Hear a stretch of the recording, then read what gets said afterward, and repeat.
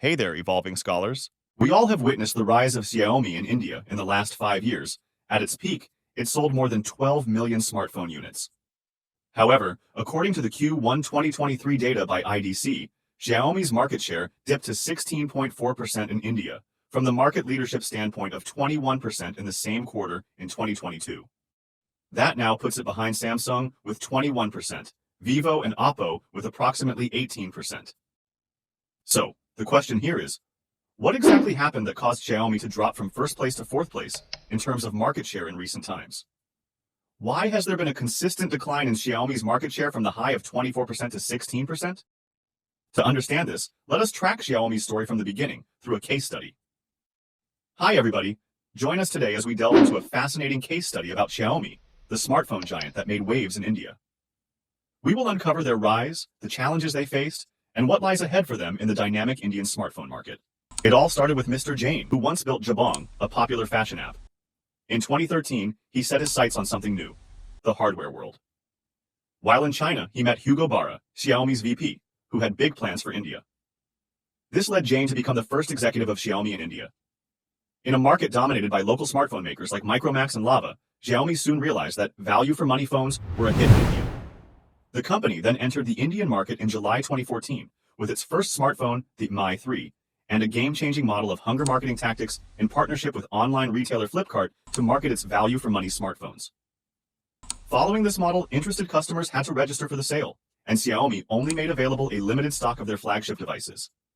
These limited-period flash sales were successful in shaking up traditional offline sales, and the phones were sold out in a few seconds. Their first flagship product was priced at only 13,999 rupees, and this killer price point proved to be a great success.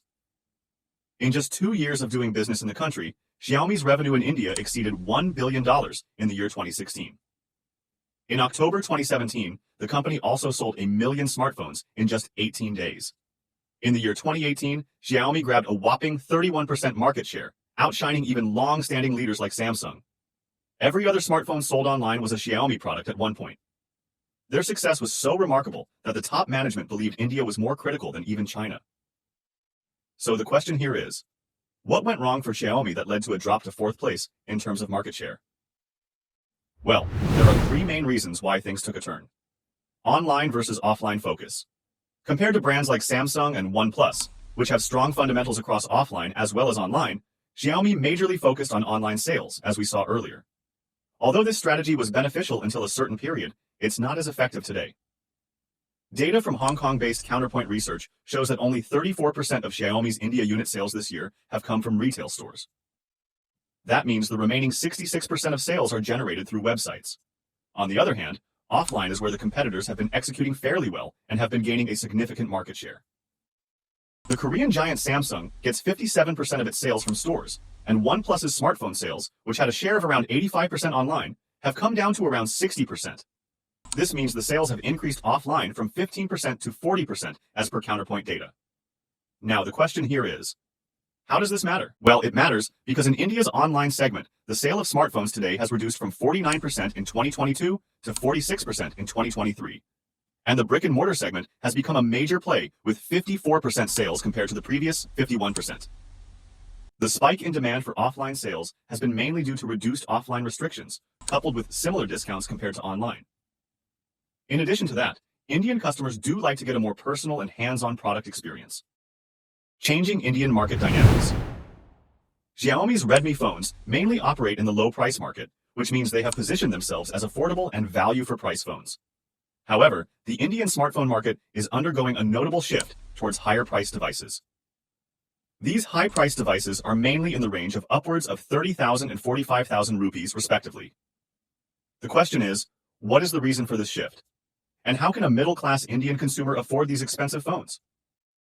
Well, phones today unfortunately are considered status symbols, but companies have made it very easy for consumers to buy the phones they desire through convenient no-cost EMI options. Financing schemes also help consumers move up the price ladder, opening up a premium range of smartphones. Retailers are offering more options to consumers to finance smartphones. Major retailers such as Amazon and Flipkart, to name a few, have witnessed record sales due to EMI financing. You would be surprised to know that EMI adoption in Tier 1 cities has increased by more than 84%, 140% in Tier 2 cities, and 145% in Tier 3 ones. Now, in the premium range of phones, 50,000 rupees and above, consumers generally prefer companies like Apple or Samsung, as Xiaomi and Realme are looked at as phones catering to affordable market segment. Companies like Samsung have been leveraging this trend of quick adoption of financing schemes to push their segment of premium smartphones. On select devices, the company's financing schemes work so well that consumers visiting a retail store with a budget of 30,000 rupees end up buying a phone around 60,000. This strategy has significantly helped them make higher revenues in a year when shipments have seen a record decline.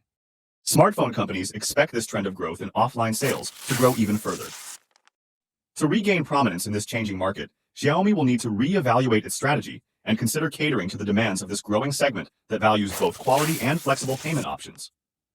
They responded by slimming down their phone launches, focusing on 5G technology to regain their lead. India-China border tensions and tax evasion allegations. In 2020, a border dispute caused anti-China sentiments. This affected Xiaomi's image, despite their efforts to bounce back with Made in India initiatives. Anti-India sentiments and tax allegations have recently cast a shadow on Xiaomi's image in India.